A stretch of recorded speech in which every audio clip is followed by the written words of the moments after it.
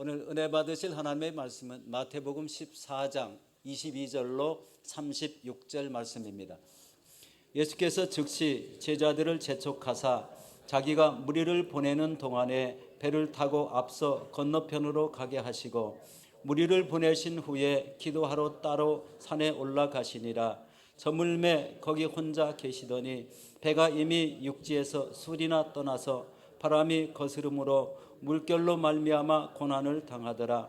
밤 사경에 예수께서 바다 위로 걸어서 제자들에게 오시니 제자들이 그가 바다 위로 걸어오심을 보고 놀라 유령이라 하며 무서워 소리를 지르는 것을 예수께서 즉시 이르시되 안심하라 내니 두려워하지 말라.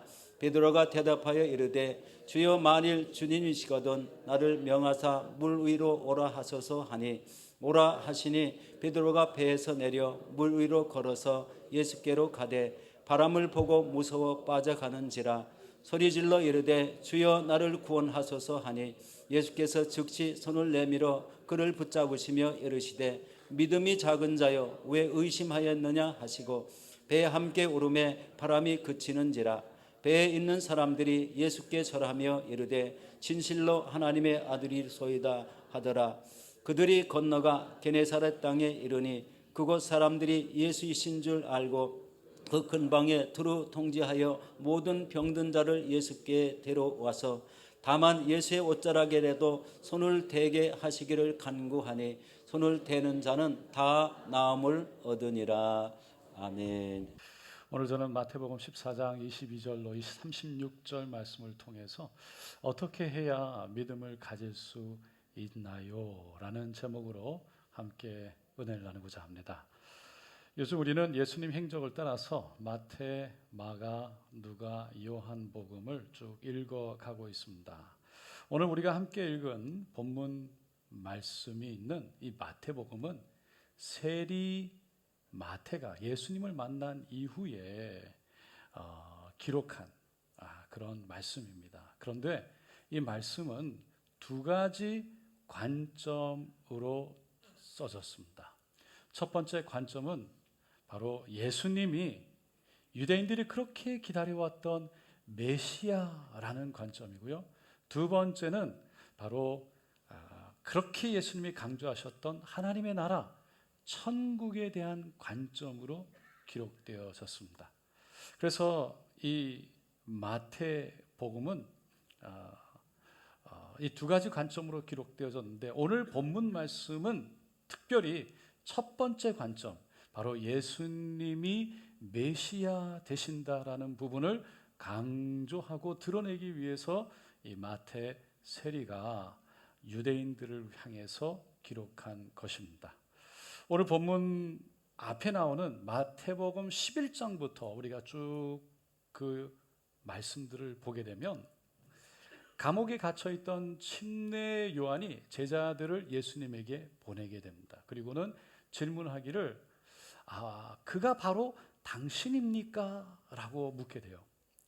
그때 예수님이 너희들이 듣고 보는 것을 요한에게 알려라 라고 말씀하면서 맹인이 보며 못 걷는 사람이 걸으며 나병 환자가 깨끗함을 받으며 못 듣는 자가 들으며 죽은 자가 살아나며 가난한 자에게 복음이 전파된다 하라.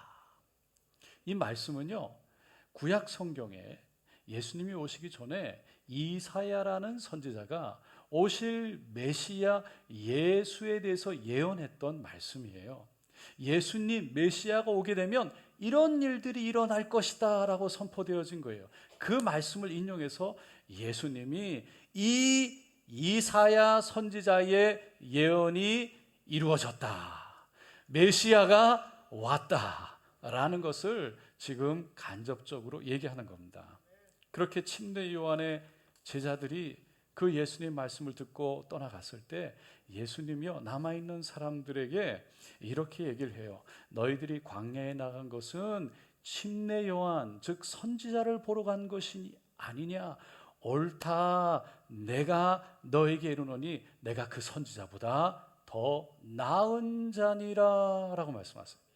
그러니까 그 당시에 사람들은 이 침례 요한을 메시아가 아니십니까? 우리가 기다려왔던 바로 그분이 아니십니까? 너무나 강력하게 회개에 대한 말씀을 통해서 수많은 유대인들이 그 물가 앞에 요단강에 와서 침례를 받으며 회개하고 돌이켜지는 모습을 보면서 아니 당신이 바로 그가 아닙니까? 라고 질문을 했습니다. 그런데 지금 예수님이요, 내가 그보다 더 나은 자니라라는 충격적인 말씀을 하고 있는 거예요.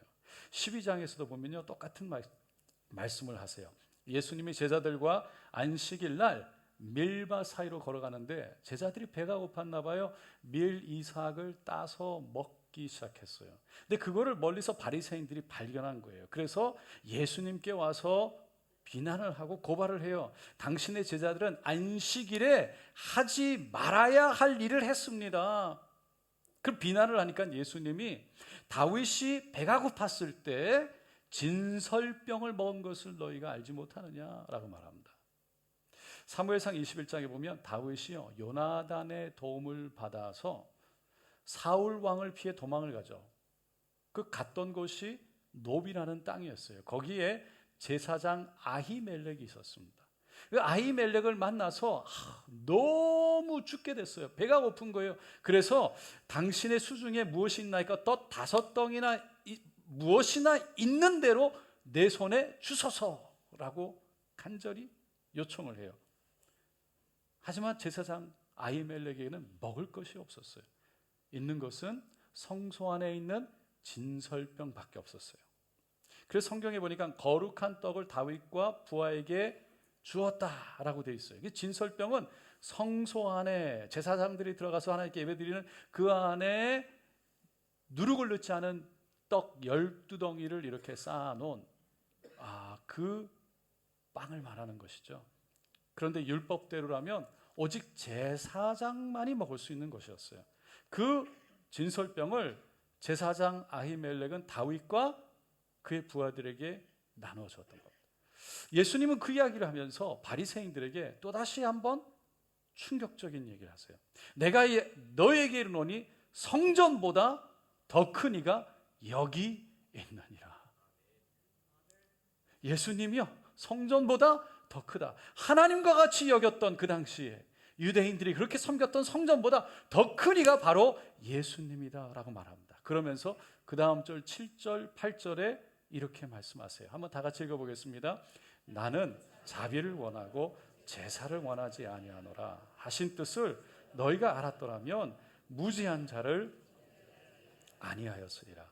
인자는 안식일의 주인이라 하시니라. 하나님은 율법과 전통 속에서 그저 드려야 하기 때문에 그냥 드려지는 예배, 그 제사보다 자비를 원하신다. 그 뜻의 의미를 너희들이 알았더라면 제자들이 안식일에 밀을 너무 배고파서 밀을 먹었다고 그것을 비난하지 않았을 텐데 라는 뜻이었어요. 그러면서 인자가 바로 안식일의 주인이다. 그러니까 바리새인들은 안식일에 주인 되시는 하나님 예수를 보지 않고 뭐가 옳은지 뭐가 틀린지 생각이 마음이 다 그냥 거기에 가 있다는 거예요. 주인 되신 분에게 가 있어야 되는데, 그러면서 그 의미를요, 그 다음에 일어난 일들을 통해서 세리마태는 설명합니다. 예수님이 그 자리에서 일어나요. 그리고 회당으로 들어갑니다. 그러니까 바리새인들이 따라 들어가는 거예요. 그런데 들어가 보니까 한쪽에 손이 이렇게 말라 있는 사람이 있는 거예요. 바리새인들은 그 사람을 보면서 옳거니 이 안식일 날 예수님이 저 사람을 고친다면 불법이기 때문에 그것을 걸어가지고 고발해야 되겠구나. 그래서 예수님에게 질문을 하죠. 안식일에 병을 고치는 것이 옳으니까. 예수님은 이 바리새인들이 전통과 율법에 의해서 안식일에 미리 따먹는 것을 불법이라고 생각하고 있던 것처럼 그 안식일 날 질병을 고치는 것, 병자를 고치는 것도 불법입니다 라고 말하고 싶었던 거죠. 근데 예수님 뭐라고 그러세요? 만약에 너희 양이 안식일에 구덩이에 빠져버린다면 너희가 그 영을 구해내지 않겠느냐? 사람이 양보다 더 귀한데 안식일에 선을 하는 것은 옳으니라. 안식일에 선한 일을 하는 것이 어떻게 불법이 될 수 있느냐라고 말씀하신 거죠. 그리고는 바로 그 옆에 있는 사람의 손을 내밀라. 그러자 손이 쫙 펴진 줄로 믿습니다. 성경은요, 예수님의 가르침과 실제로 그렇게 손이 많은 사람을 고쳐지는 것을 보았던 바리새인들은요, 회당을 나가면서 어떻게 하면 예수를 죽일 수 있을까 의논했다라고 기록했어요.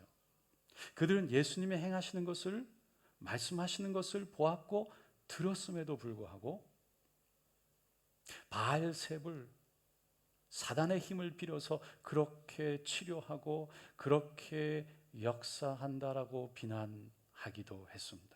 하지만 예수님이 사단이 사단을 쫓아내는 거면 그의 나라가 어떻게 쓰겠느냐, 강한 자가 있는데 그 집에 들어가서 그것을 무엇인가를 강탈하려면 그 강한 자를 먼저 묶어야 하지 않느냐, 바로 내가 그렇게 강한 자 사단을 묶어서 그 귀신의 사단의 일들을, 질병을, 병마를 쫓아냈다라는 것을 말씀하셨어요.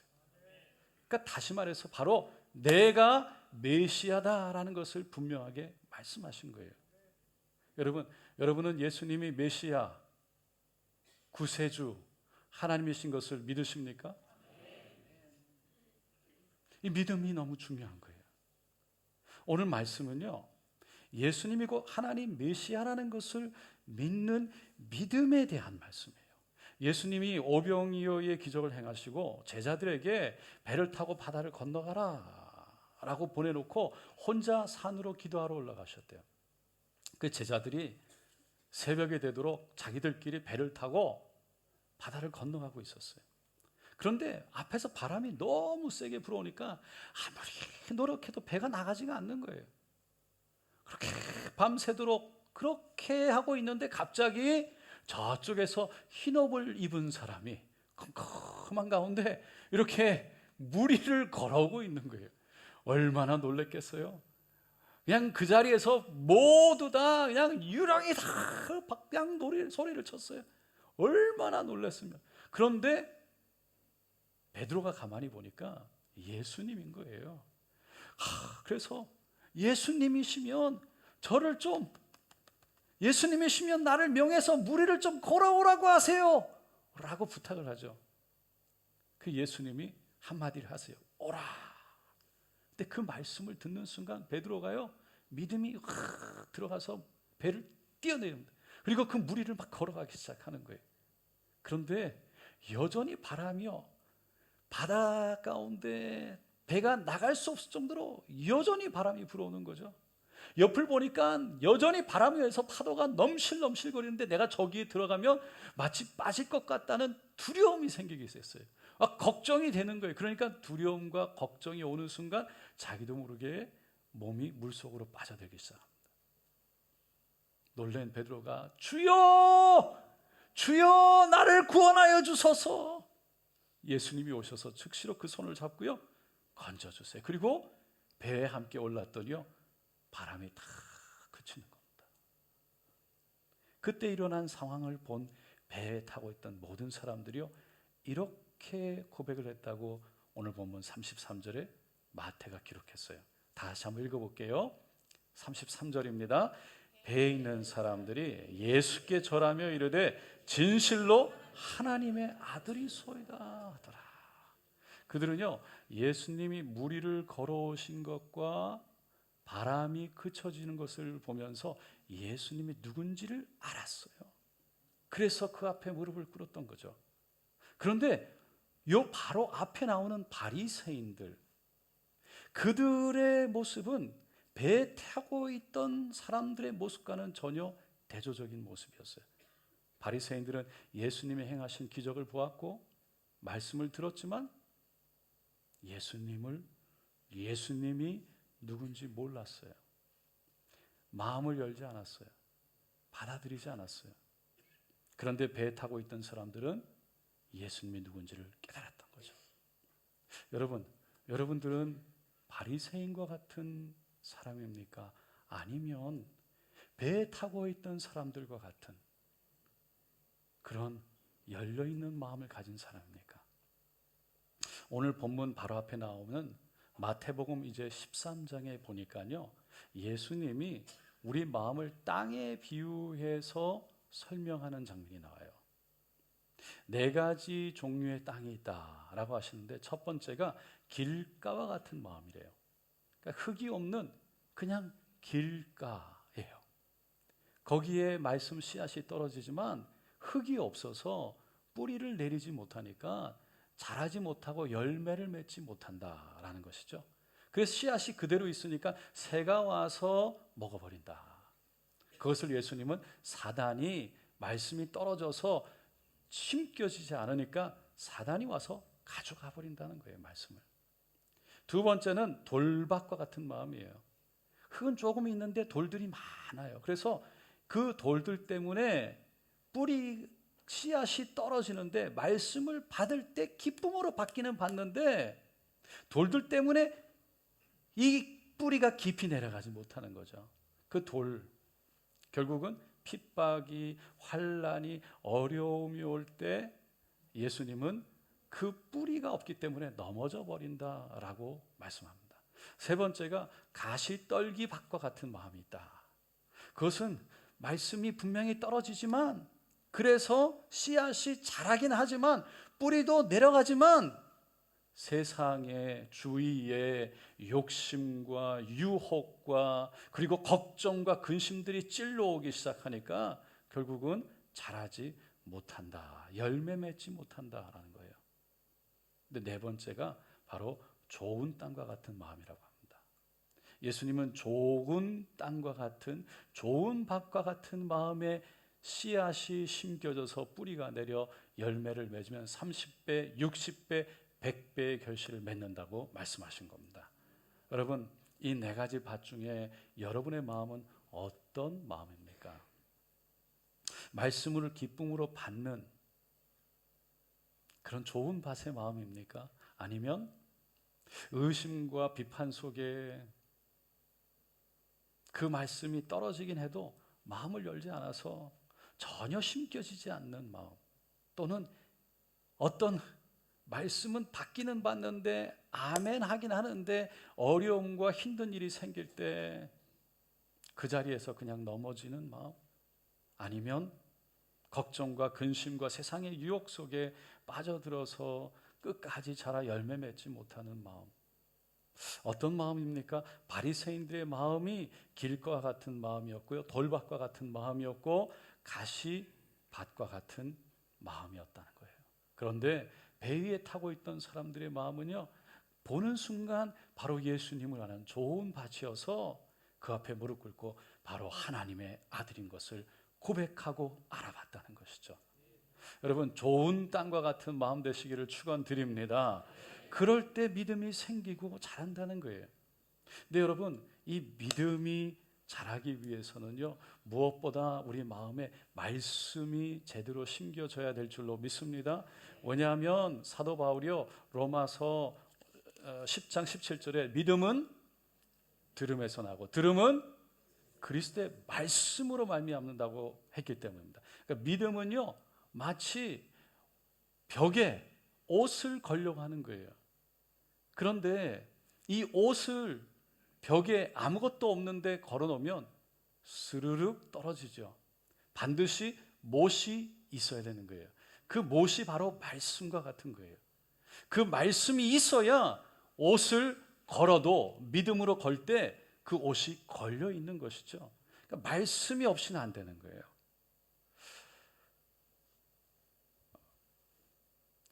우리가 믿음을 갖기려고 믿습니다.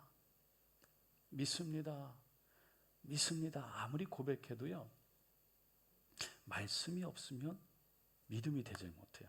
베드로가 무리를 걸을 수 있었던 것은 예수님이 오라라고 하시는 그 말씀을 믿음으로 받아들였을 때, 그 말씀이 베드로의 마음 가운데 꽂혔을 때, 그 말씀이 베드로의 마음에 심겼을 때, 그 말씀이 믿음이 되어서 베드로가 배에서 뛰어내렸던 거예요. 아니, 그 전에 예수님이 안심하라 나니 두려워하지 말라라고 말씀하셨는데, 그 말씀을 듣는 순간 예수님인 것을 베드로는 알았던 거죠. 여러분, 여기 나니, 나다라고 말하는 그 말을 원문의 헬라어로 보면 에고 에이미라고 되어 있어요. 그것은 모세가 그 떨기나무 가운데, 불꽃 가운데 하나님을 봤는데 하나님의 음성을 듣게 되었어요. 아니, 바로에게 가라, 애굽으로 돌아가라, 내 백성을 자유케 해라 라고 말씀하셨을 때, 아니 하나님이 누군지, 저 누구라고 얘기할 때 유대인들이, 히브리 백성들이 내가 뭐라고 얘기해야 됩니까? 하나님의 이름이 뭐라고 얘기해야 됩니까? 누가 나를 보냈다고 얘기해야 됩니까? 그때 하나님이 하신 말씀이 바로 나는 스스로 있는 자다라는 음성이었어요. 그 말씀이요, 에고 에이미와 I am who I am, 영어로는 되어 있죠. 바로 나는 스스로 있는 자다, 에고 에이미, 같은 말씀이었어요. 그러니까 이 베드로는요, 떨기나무 불꽃 가운데 모세가 들었던 하나님의 음성을 그 바람 부는 배 위에서, 그 갈릴리 바다에서 들었던 것입니다. 그랬기에 그 안에서 믿음이 일어났던 거죠. 여러분, 제가 하고 싶은 말씀은요, 믿음은 우리 안에 있는 것이 아니라는 거예요. 다시 말해서 우리가 스스로 만들어내는 게 아니에요. 만들어낼 수 있는 게 아니에요. 오직 말씀을 들을 때 그 말씀이 우리에게 믿음이 되는 줄로 믿습니다. 그래서 믿음은 내 안에 있는 것이 아니라 주님 안에 있다는 거예요. 아무리 믿음이 좋아도요, 아무리 믿음이 좋아도 말씀이 없고 기도가 없어지기 시작하면요, 예배가 사라지기 시작하면 저절로 하나님으로부터 멀어지게 되어 있어요. 하나님으로부터 멀어지게 되어 있어요. 지난주 수요일 날 이래경 목사님을요, 런세스턴 순복음교회 우리가 파송했지요. 목사님이 나오셔서 말씀을 전하셨는데 말씀 중에 간증을 나누셨어요. 브리스번 순복음교회에서 부교육자로, 목회자로 8년을 섬겼어요. 그렇게 기도하고 말씀하고 말씀 전하고 말씀 읽고 그렇게 열정적으로 사셨는데 8년이 지난 후에 한국을 가야 될 것 같아서 비자가 안 돼서 나가셨대요. 근데 나가면서 그렇게 이 목회자로, 교육자로 이렇게 살다가 한국에 나가서 이제 섬기지 않고 그냥 살다 보니까 마음에 그렇게 자유한 것 같더라는 거예요. 아, 드디어 자유를 얻었구나. 그래서 이제 먹고 살아야 되니까 일을 하게 되는데, 열심히 일을 하다 보니까 말씀을 들게 되고 기도를 덜 하게 되니까 시간이 어느 정도 지나니까 마음속에 그렇게 답답하더라는 거예요. 나중에 죽을 것 같더래요. 그래서 혼자서 기도를 해야 되겠다. 산으로 올라갔어. 혼자 산으로 올라가지고 주여 그렇게 기도하는데, 그렇게 막 모기가 달려드는데도 에라 모르겠다. 그리고 기도하다가 정말 마음이 뜨거워졌어요. 그리고는 내려오는데요, 성령이 충만해가지고 그렇게 기쁠 수가 없더라는 거예요. 하늘이 바뀌고 세상이 달라 보이고 그렇게 감사하더라는 거예요.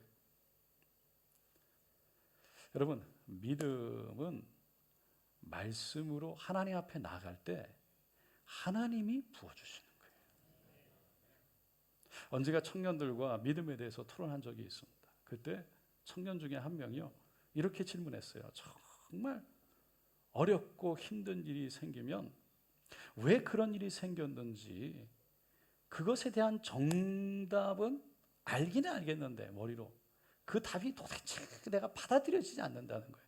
억셉트가 안 된대요. 받아들이지 못하겠대요. 그러니까 하나님이 나를 훈련시키기 위해서, 하나님이 나를 성장시키기 위해서, 나에게 더 좋은 거 주시기 위해서, 나를 사랑하시기 때문에 나를 통해서 큰 역사를 이루기 위해서 이런 힘든 일을 허락하셨다는 답은 알겠대요. 그런데 그게 정말 받아들여지지 않더라는 거예요. 마음으로. 그거 어떻게 해야 됩니까? 어떻게 해야 이게 믿어집니까? 라는 문제였어요. 여러분, 다시 말씀드리지만 믿음은요, 지름길이 없어요. 믿음은요, 주님 앞에 나가야, 그래서 주님으로부터 받아야 되는 거예요. 베드로도 먼저 예수님이시면 나를 명하여 무리를 걸어오라 하소서 외쳤어요. 마찬가지로 우리가 말씀을 붙잡고 주님이시면 붙잡고 겸손히 도와달라고 기도할 때, 겸손히 주님 도와달라고 부르짖을 때, 그때 하늘에서부터 초자연적인 하나님의 은혜와 믿음이 우리 안에 채워진다는 거예요. 오늘 본문 바로 전에 보면 오병이어의 기적이 나오는데, 요한복음에 보면 예수님이 기적을 행하고요, 제자들을 바다를 건너서 바로 가라고 하시고는 혼자 산으로 올라가서 기도하셨대요. 그렇게 산으로 올라간 이유를 요한복음 6장 14절 15절에 이렇게 기록해 놨습니다. 한번 다 같이 읽어볼게요. 그 사람들이 예수께서 행하신 이 표적을 보고 말하되 이는 참으로 세상에 오실 그 선지자라 하더라. 그러므로 예수께서 그들이 와서 자기를 억지로 붙들어 임금으로 삼으려는 줄 아시고 다시 혼자 산으로 떠나가시니라. 사람들은 예수님과 함께 있으면 된다고 생각했어요. 예수님이면 배부를 수 있다고 생각했어요. 예수님이면 로마로부터 자유를 얻고 우리나라 이스라엘 나라를 세울 수 있다고 생각했어요. 우리끼리 잘 먹고 잘 살 수 있다고 생각했어요. 그래서 예수님을 왕으로 삼으려고 했죠. 그런데 그것은 예수님이 이 땅에 오신 목적이 아니었어요. 예수님은 이스라엘 백성들뿐만 아니라 온 인류의 죄를 짊어지고 십자가에 죽기 위해 이 땅에 오셨어요. 그래서 왕을 삼고자 하는 이스라엘 백성들의 유혹을 뿌리치기 위해, 그 유혹을 제하기 위해 혼자 산으로 올라가서 하나님과 기도하는 시간이 필요했던 거예요. 예수님도 하나님과 혼자 기도하는 시간이 필요한데, 우리도 당연히 예수님과 하나님과 함께하는 시간이 필요한 줄로 믿습니다. 말씀이 말씀되게 하고 기도로 하나님을 의지할 때 알 수 없는 하나님의 은혜가, 어렵고 힘든 가운데 하나님이 주시는 믿음으로 그것을 뛰어넘는 평강과 평안이 우리에게 임할 줄로 믿습니다. 오늘 본문을 보면요, 즉시라는 단어가 3번이나 반복해서 나와요. 오병이의 역사가 끝나고요, 즉시 제자들을 갈릴리 바다 건너편으로 보냈대요. 제자들도 예수님을 왕으로 삼고자 하는 무리들의 생각에 물들까 봐 아마 예수님이 보내신 것 같아요. 근데 두 번째는 예수님이 물 위로 걸어오시는 걸 보고 너무 놀라서 전부 다 유령이다라고 그랬을 때 예수님이 즉시로 안심하라, 나니 두려워하지 말라라고 말씀하셨어요. 세 번째는 베드로가 물 위를 걸어가다가 바람과 파도를 바라보면서 빠져들어갈 때 주여 나를 구원하소서라고 외치자 즉시로 예수님이 오셔서 베드로의 손을 잡아 일으켜 주셨다라고 되어 있습니다. 여러분, 예수님은 우리가 주여 나를 구원하소서라고 겸손히 간절히 마음으로 외칠 때 우리에게 다가오셔서 붙잡으시는 주님인 줄로 믿습니다. 왜냐하면 그분은 살아계신 하나님이시기 때문에, 오늘도 이 시간 역사하시는 분이시기 때문입니다. 여러분, 그게 믿음이라는 거예요. 그 겸손한 믿음으로 주님 앞에 나아갈 때 하나님은 반드시 우리에게 믿음을 부어 주시는 것입니다. 사랑하는 성도 여러분, 예수님은요 선지자보다 나은 분이시고 성전보다 크신 분이십니다. 우리를 구원하기 위해서 이 땅에 오셔서 물과 피를 다 쏟아 자신을 내어주시기까지 우리를 사랑하시는 메시아, 구세주, 우리의 주님이신 줄로 믿습니다.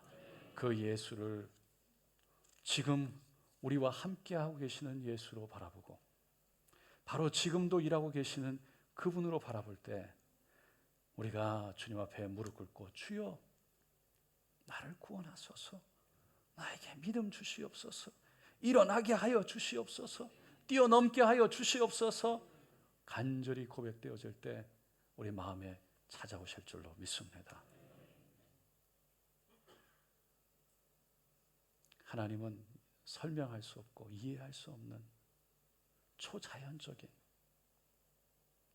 그래서 그렇게 하나님이 찾아오셔서 우리 마음을 만지시고 힘들고 어려운 그 마음을 뛰어넘게 하셔서 평강과 평화로 가게 하는 그 하나님의 은혜를 경험한 사람들이요, 살아계신 하나님을 만났다라고 고백하는 거예요. 그래서 살아계신 하나님을 잊어버릴 수가 없는 거예요. 놓을 수가 없는 거예요. 사랑하는 성도 여러분, 그런 하늘에서 부어주시는 믿음, 하나님을 만나는 은혜가 날마다 우리 삶 가운데 있게 되시기를 예수님의 이름으로 축원드립니다. 기도하겠습니다.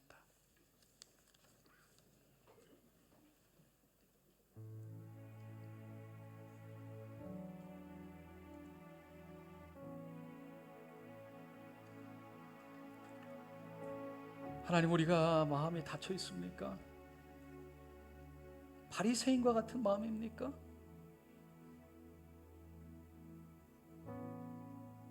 아니면 좋은 밭, 몰랐는데 그 예수님, 배후에 있던 사람들처럼 그 예수님을 보는 순간, 깨닫는 순간 겸손히 무릎 꿇고 머리를 조아려 하나님의 아들이십니다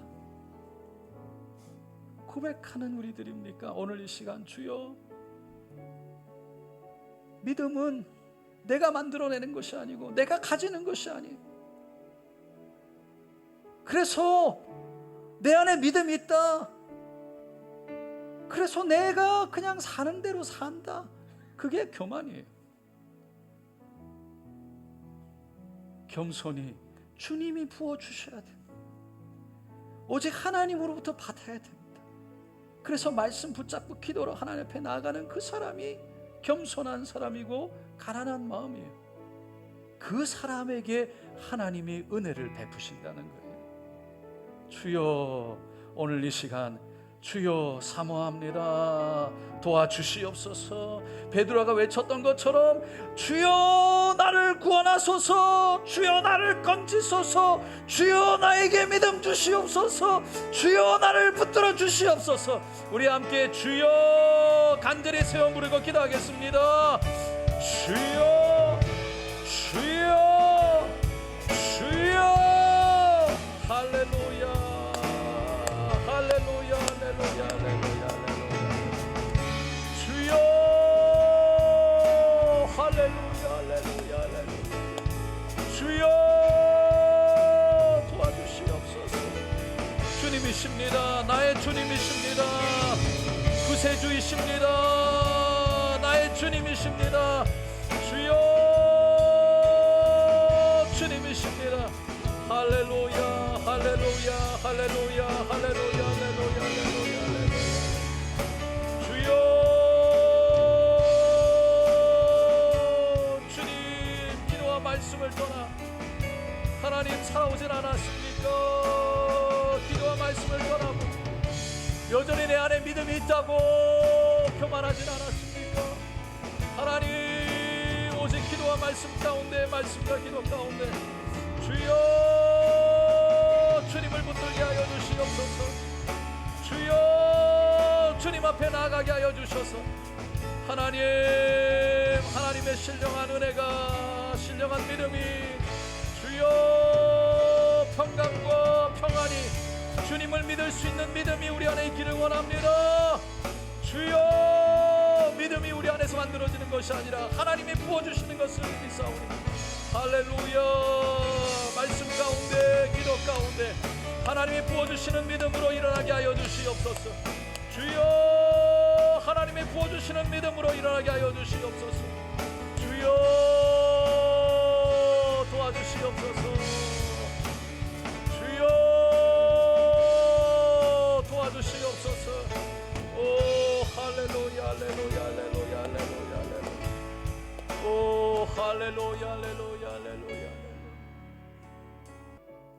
말씀을 떠나서 기도를 떠나서 결코 믿음이 생길 수도 없지만 자랄 수도 없습니다. 하나님을 떠났다는 것이요, 멀어졌다는 것이 다른 것이 아닙니다. 주일 예배를 와도 말씀과 기도에서 멀어지고 있다면 우리는 하나님으로부터 나도 모르게 멀어지고 있었던 거죠. 근데 우리는 우리 스스로 믿음이 내 안에 있는 줄 알아요.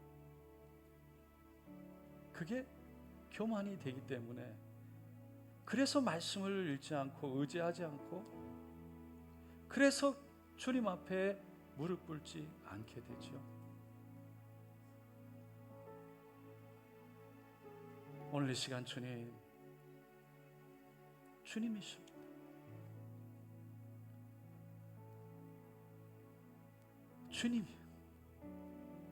주님이 나의 구세주십니다.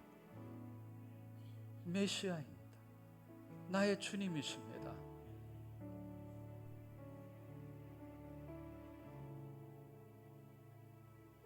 지금도 나를 고와 같이 내버려 두지 아니하시고 사랑하시는 주님, 그럼에도 불구하고 여전히 우리를 세상 끝날까지 함께하게 하시겠다고 하시는 주님, 그 말씀 붙잡고 주님 앞에 겸손히 머리 숙이기를 원합니다. 주여, 회개하는 마음으로 주님 앞에 나아가 무릎 꿇을 때 주님 믿음 부어 주시옵소서. 그렇게 우리의 마음을 돌이키기 원하시는 분 손을 가슴에 얹어 주시고, 주여 나에게 믿음 주시옵소서. 주여, 내가 몸부림치며 나가는 것이 아니라, 믿음 가지려는 것이 아니라 주님 앞에 나아가려는 몸부림을 통해 주님 하늘로부터 오는 믿음이 나를 평안과 평강 가운데, 하나님의 은혜 가운데 인도하여 주시옵소서. 고백하시는 분 손을 가슴에 얹고, 아픈 곳에도 믿음으로 손을 얹고 함께 기도하겠습니다. 주여, 주여, 긍휼히 여겨 주시옵소서. 베드로가 외쳤던 주님 나를 구원하소서, 그 간절한 그 외침이 나의 외침 되기를 원합니다. 늘 주님 앞에 나아가 겸손히 머리 숙이기를 원합니다. 내 마음이 그렇게 겸손한, 가난한, 하나님 좋은 밭 되기를 원합니다. 그래서 정말 말씀의 씨앗이 떨어지는 것마다 30배, 60배, 100배의 결실이 되어서 믿음의 열매들이 우리 삶 속에 맺히기를 원합니다. 주여 믿음 주시옵소서. 주여 믿음 주시옵소서. 예수의 이름으로 명하노라. 우리의 말씀을 뺏어가고 믿음을 갖지 못하게 하고 스스로 교만 가운데 말씀과 기도로 주님 앞에 엎드리지 못하게 하는 것들아, 떠나갈지어다. 떠나갈지어다. 우리의 마음을 어지럽게 하고 스스로 바쁘게 하고, 믿음이 내가 만들어내는 거라고 착각 속에 스스로 만들어내려고 하는 그 착각 속에 빠지게 하는 것들아, 예수의 이름으로 명하노니 떠나갈지어다. 예수의 보혈로 바르고 덮고 채우노라. 나사렛 예수 그리스도의 이름으로 명하노니 모든 질병과 병마도 떠나갈지어다. 아픔과 고통과 저주와 절망도 떠나갈지어다. 떠나갈지어다. 자유할지어다. 온전하여질지어다. 새로워질지어다.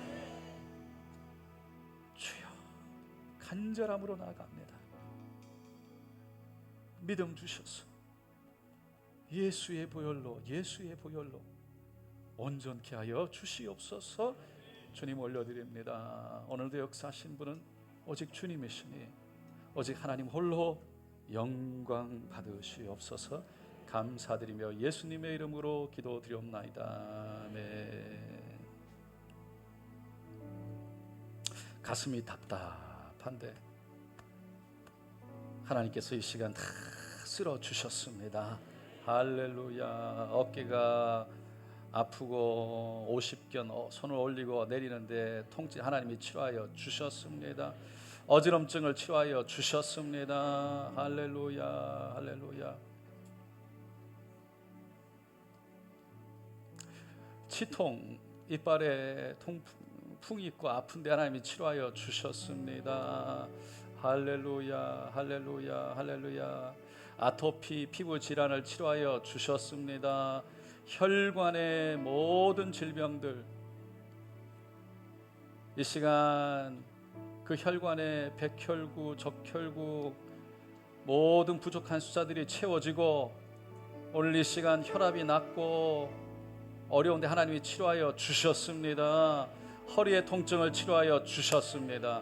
할렐루야. 우리 하실 수 있는 하나님, 주님을 찬양합니다. 우리 주님 앞에 우리 믿음으로 감사함으로 하나님께 올려드립니다. 할렐루야. 주님 감사합니다. 주님 감사합니다. 주님이십니다. 할렐루야.